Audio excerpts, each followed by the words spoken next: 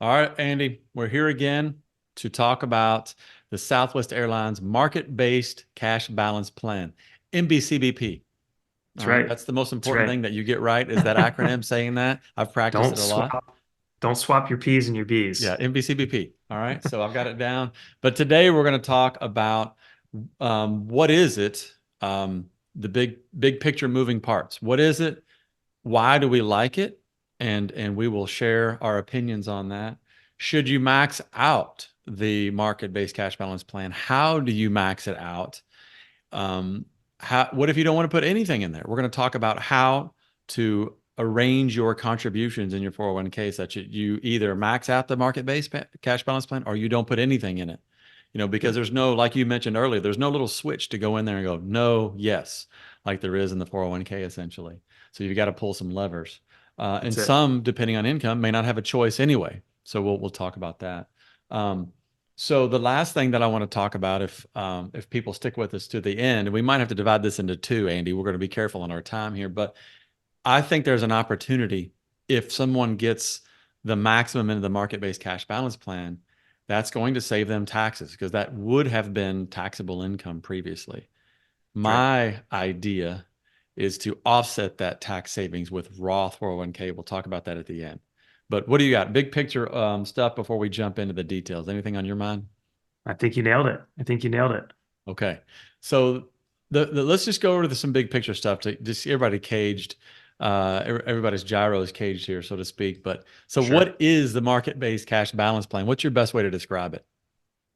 Yeah, it's essentially, I think of it of another savings mechanism for retirement, right? And so that was something that came out of the new contract is, hey, if we're especially now that we have these larger non-elected contributions, this was the whole genesis of it. How do we mitigate that taxable income, right? That's going to start spilling over, if you will. So really it's just thinking about like, hey, it's another retirement vehicle for me as a pilot, is the way I think about it. I don't know, what do you think, Charlie? Yeah, I'm going to throw out a couple phrases to help. I mean, I think it is Sure. a hybrid pension slash 401k. And, the SWAPA website does a good job of describing it. It says it has features of both. So what that Hmm. means is you're going to get some contributions going in there. That's real money. It's going to be tied to a 40 stock, 60 bond type portfolio. And but you'll have that guarantee that the contributions, your balance, regardless of the market performance, will never go below your contributions. So that's the important part. That's where the pension part comes in. Yep. Relatively conservative in investing. Southwest Airlines is on the hook. So that's one thing I think about is that blend hybrid, 401k slash pension. So it's a good plan for that. Yeah, and I think part of that, people may be, I don't know, frustrated maybe isn't the right word, but they may think, hey, if I could just get that money myself, right, I could invest it more aggressively than this sort of conservative 40% stock, 60% bond, which is maybe true, right, over long periods of time, but it's getting backstopped, right? And so Mhm. there's some power there as well for my option friends, right? It's sort of like you've kind of got a put option, right? That is, and the premiums on that option, which are generally, usually expensive, are being paid for by Southwest Airlines, right? So I think there's some goodness there. And yeah, it's a little bit more conservative, but um, it's as you noted, right, Charlie? It's never going to or below your contributions, right? So there's goodness there. It's one of those things, Andy, that's not so sexy when the market's up. Like, man, this cash balance plan is Yeah, lame. And then the market right. tanks, and you're like, wow, I'm kind of glad I have this, conservative slice. Totally. But it's gonna, we talked about how might that affect the risk um, of your overall portfolio. It's going to take a while for this, Yep. the cash balance plan to build up such that it has a meaningful impact on your overall risk. In other words, you got $1 million in your 401k, you're going to get $16,000 maybe in 2025. Not going to have a meaningful impact. It's going to take a while, Yep. So if somebody is getting a lot of money in this over the years, they decide that, hey, I've got this conservative piece of market-based cash balance plan. maybe I can make my 401k a little more aggressive to offset and, think of it as a one pot of money there, so to speak. Yeah, absolutely. Excellent. Two methods of funding. We've already alluded to it a little bit. Right now, 1% of a pilot's pay will go into this market-based cash balance plan for 2024. Now they are still pending, I think, some implementation, IRS, approval, whatnot, but that has already been set aside by Southwest Airlines. For example, you make $300,000 this year, $3,000 will go in the market-based cash balance plan for 2024. Now, that is still subject to the 401(a)(17) income limit of $345,000. So you make $400,000 this year, you're only going to get $3,450 in there because it is subject to the 401(a)(17) limit of $345,000 this year. Now, you'll still get that money. You'll still get 1% of all your income, but not all of that can go in the market-based cash balance plan. So hopefully I said that clearly. Yeah. Yeah, I think that's right, Charlie. The way I think about it is Southwest is always going to pay you the 1% cash balance plan, 17% non-elective contribution. Like you're always going to get that money. It's just where it goes. And that's an IRS Yeah. consideration. And I think the other piece of this, Charlie, is who's even eligible, right, for the cash balance plan. It's a little bit different than like the 401k, right? So you've got to be essentially, at the company for a year to even be eligible for these contributions. Probably not a player for the spill cash because we'll talk about that in a little bit and why that's maybe not true. But the 1-2%, you've got to wait a little bit more than typical. Excellent. That's good. I'd forgotten that point. The last things here, before we get into the nitty gritty, and again, we don't want to gloss over this. We're going to revisit some of these things, especially this bold that we have here, 270K. That's when the spillover will start. So for those of you new FOs, maybe you're not flying as much senior FO, or even, I'm not sure if a captain could get to 270. If they try, they have to be part-time on these new pay rates. But anyway, if you're 270 or less, you're not going to get 401k spillover into the market-based cash balance plan. So you just need to think of it's going to be 1% of my pay or 2% of my pay in 2026. And we'll get to those details in a second, what that looks like. So, Yep. Andy, we love it because it's essentially more NEC, and the negotiating committee, Damian, Jeanette, and those guys said, hey, look, we can get more NEC than soon to be 18% if we go the route of the market-based cash balance plan. And it's awesome. It's a qualified plan versus the non-qualifieds. Non-qualifieds, as people know, are subject to airline bankruptcy. You Yep. get in line as a creditor. Qualified funds are yours regardless of company bankruptcy or whatever. And then the last bullet there we have is you've got some flexibility. 59 and a half, you can do whatever you want, roll it to your 401k, and then eventually an IRA if you want to. So those are some flexibility, Yep. a lot of options that you don't have with the non-qualified programs. Yeah. 2 points I'll add on that one is if you break the numbers down in 2026, right, that's like 20% of your pay.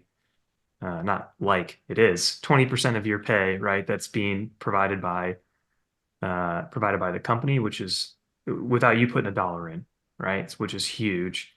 And then the other piece you mentioned, Charlie, on that qualified, non-qualified is, and a little bit's in that rollover is those non-qual plans, right? It was lump sum or 5-year distribution. Here now we get to take advantage with this market-based cash balance plan, right? Of rolling into that IRA, not having it subject to being pulled out in taxable income until RMD age, right? So just so much more flexibility. Absolutely. The fact that it's a qualified plan.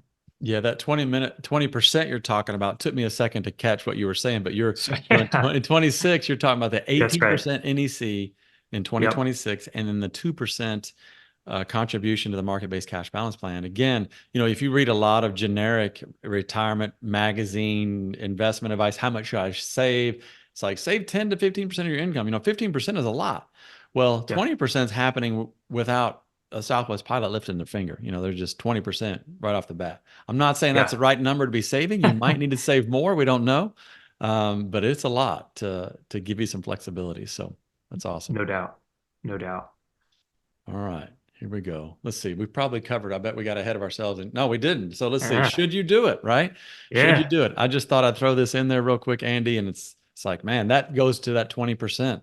Hey, you're getting 20% savings. Is it enough, first of all, for retirement, which probably should be your priority? But then, there's folks out there that they've got four kids, and their oldest is 17 and their youngest is 12, and they're getting ready to get shellacked with college bills. so Yeah. so maybe that's a scenario where you go, maybe we could turn off the 401k for a bit, allow Southwest to do the heavy lifting, pay for college, depending on priorities. Again, that's very specific circumstantial type stuff, but those are some scenarios where you think like maybe I can let Southwest do the heavy lifting. If I want to get my emergency fund up to speed, I've got kids going to college. I need to, get that started or funded somehow. But I don't know, Andy, anything you think there? No, I mean, I think all that is true, and I think as we talk about, should you fund the market-based cash balance plan, right? There's no toggle on the Empower website Hmm. that you go in and you say, yes, contribute this much, like you do on the 401k, right? Set aside 12% of my pay. So the mechanisms of which we'll get into here, and probably on the next slide, right, is the mechanisms with which you fund that cash balance plan, right, is going to be entirely up to sort of like how you manage your contributions into the 401k. But that's obviously a different discussion on should you, right? I think everything you just said there is 100% valid, but it's kind of now we're in the how That's do you do right. it, right? That's the next step. Yep. Let's dive in. Let's see, how does this work? And we've covered, the first couple of bullets there, 1% of your pay or 2% in 2026. Now we can get into the nitty gritty of, I wrote that statement there in bold, above the 415 excess limits up to the 417 limit. Now, I know a lot of people are like, what the heck does that mean? We're going to talk about that and try to demonstrate how money gets into the market-based cash balance plan, because that's very important. And let me throw this basic thing out there that I think is really important. And that is, if you don't do anything and you make $345,000 or more, you're going to get, what's the magic number there? $58,650 in your 401k. So you don't put anything in your 401k, you make 345,000 or more, 58,650 is going to go in your 401k. That is obviously lower than the IRS limits of 69,000 or 76,500 if you're 50 or over. Yep. So you got some work to do. Um, if you want to max out that IRS limit and nothing else, no spillover, then the magic number for you, let's see, I got to check my notes here, is, help me out, And 10,350. yep. So take 10,350, divide it by your pay, get a percentage, and that's probably what you should do, to Yep. get zero money in the market-based cash balance plan and max out your IRS limits. Andy, did I say that right? Help me clarify if I missed anything there. Yeah, nailed it. Nailed it. Okay. And I think the important caveat there is that's for someone who makes $345,000 per year or more, right? Because then the numbers are going to be a little bit different if you Mhm. start going under that. That's, as you noted, right? It's 270 to 345. That's that window of we're going to have some level of spill There you cash go. into the cash balance plan, assuming we contribute the full 23,000 401k limit into Perfect. into the 401k. Let's jump into that junior FO Yeah. and just kind of look at those three examples: junior FO, senior FO, and then captain, and we'll see what we can learn here. Um, what do you think? This is you got a 3-year junior FO up here flying 95 trips a month, and they're Yep. contributing 12% to their 401k. That's right. Yeah. So I think first thing is 12%, right? That's going to get you the 23,000. So good job to this hypothetical individual, right? That they've maxed that out. But I think the important thing here is you're not going to get money into that market-based cash balance plan from spillover, right? You see this here, this is the 1%, but there's not going to be any spillover because there's really no way for us to get $69,000 or more with the non-elective contribution plus your plus your 23,000. So is this individual here, we're really not in this, we'll call this, I don't know, the splash zone, spill zone, the SeaWorld first two Yeah. rows, the SeaWorld Shamu. We're not there yet, right? We're not there yet. So, you've done everything you can. You max out your 401k, you get your 1 to 2% plus the 17%. But until you get to the 46,000 of non-elective contributions, right? Which equates to, Charlie, as you were saying, 270,000 of income. Yeah. Until you get to those Basically. numbers here. Yeah, I'm sorry to interrupt you. You just took your, the 40,000. Well, you could take 270,000 multiplied by your 17% NEC, and that Yep. gets you to 46,000, right? Yep. Give or take. There's a couple other dollars Yeah. hanging around out Yeah. there, but those are whole numbers. There you go. Yeah. So I think that's our junior FO. Hmm. And we'll chat about, what is a senior FO. So what do you think here, Charlie? Yeah. And you change the contribution to 10%. I don't think that's terribly impactful unless it got really low, then it would be, Yep. right? So 10, That's in other right. words, 10, 12%, we're going to have the same lessons learned here. Now, we'll try to quantify, if you don't put enough in there, then Southwest Airlines is going to squeeze out yours and you might miss out on that, but we'll get to that in a second. But it Yep. looks like this FO I can just do the math there. Let's see. No, I can't. They hit the $69,000 limit, uh, and so Southwest has to stop contributing to that 401k once that number is hit, and that is between the pilot. The pilot hit $23,000. You can see where the orange stops there in October. So Mhm. then the 69,000 number hit. Looks like in mid-December is when that $69,000 number hit, if I'm reading Yep. the colors right.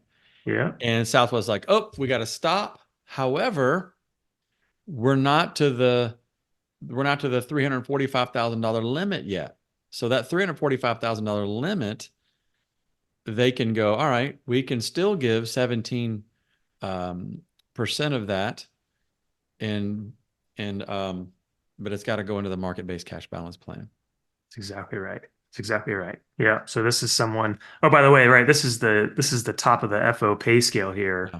Yeah. If you fly your normal, I don't know, Charlie, with 90, 95, kind of your average, Mm-hmm.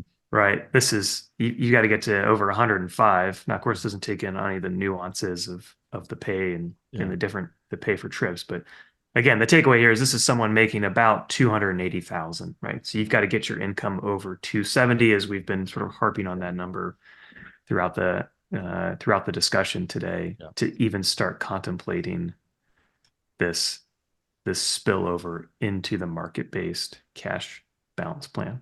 Yeah, absolutely. So it's I think the big lever here is that this pilot maxed out their 401k Yep, and their income. Those are that's the it. two levers that you got to think about there a little bit. So Yep, exactly right. Should we go to the left seat? let's do it. Let's see. Let's upgrade. All right. So Charlie, now we start talking the captain here. We'll do the year 8 captain. So Mhm. that's 307 60, right? Mhm. Doing your standard 95 trip. So this is the example of what's the most I can get into this cash balance plan as spill, right? Because Mhm. we are, as you noted, Charlie, also capped at that number as well. In other words, we're not just everything's not just going to spill into that cash balance plan, right? We're still subject to that 401a 17 limit of 345,000 for Southwest Airlines contributions before it becomes taxable income, or what we call spill taxable, right? So Yeah.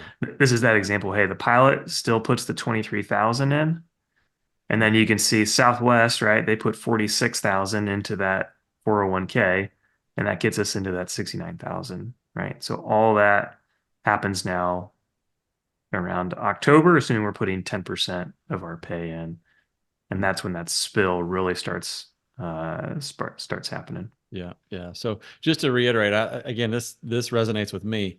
Southwest hits that or sees that $69,000 limit. Bam, they have to stop. Everything going into the 401k has to stop. They switch over the non-elective contribution to go into the market-based cash balance plan up to $345,000. Then they have to stop there again. Mm-hmm. So that's in that 345 we keep saying is a 401a 17 limit. So that's why I was talking earlier. Yep. You got the 415 limit. That's the 69,000. That's one boundary where they stop in the 401k. They switch over to the market-based cash balance plan until the 401a 17 limit of 345. Then they stop there, and then it goes into your check after taxes.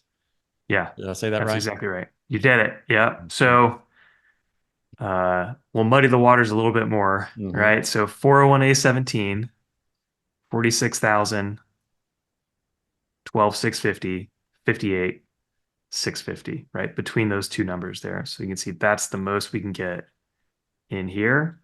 And then Charles, you noted, right? Still 401a 17, 1% Mhm. of 345,000, 3,450. Once we exceed those numbers, right? Because Southwest is contractually obligated to provide 1% cash balance plan, 17% non-elective. Now we get what we call the spill taxable, and this is coming to you as taxable income. There we go. So I think if I go, Previously, yeah, I was gonna say, previously, right before the contract, right, this 12,650 was all coming to you as taxable income, right? Which is sort of kind of what you were alluding to, Charlie, of, hey, absolutely. we're getting this tax benefit now. How can, beyond what we're already being able to take advantage of, which is save taxes and get tax deferred growth in a qualified plan, how are we able to take maybe further advantage of that? Absolutely. Yeah. So, that 12,650, that, like you just said, would have come to you in taxable income unless you were using the non-qualifieds, which most people don't until they're 60 and beyond. So that saves you, if you're in the 24% marginal tax bracket, that would have saved you $3,036. And the 12,650 going into the market-based cash balance plan, if you're in the 32% tax bracket, saves you about $4,000 in taxes. And Mhm. so, $3,000 to $4,000 in tax savings because of the market-based cash balance plan if you're maxing it out. So that's phenomenal. You got two choices now. As a high income individual, because you're high income if this is happening in the eyes of the IRS, you can capture that deduction, that tax savings, and you can be happy and like, sweet, we saved some taxes. Or what I might think about doing is going, hey, I'm going to turn on my Roth 401k to maybe offset so that maybe I'm tax neutral from the year before. And again, you could take the tax savings and run, or turn on a little bit of 401k contributions, and and that is a great tax advantage down the road when you're retired. Gives you flexibility, lots of other benefits that we've talked about before. But what do you think, Andy? Is that all make sense?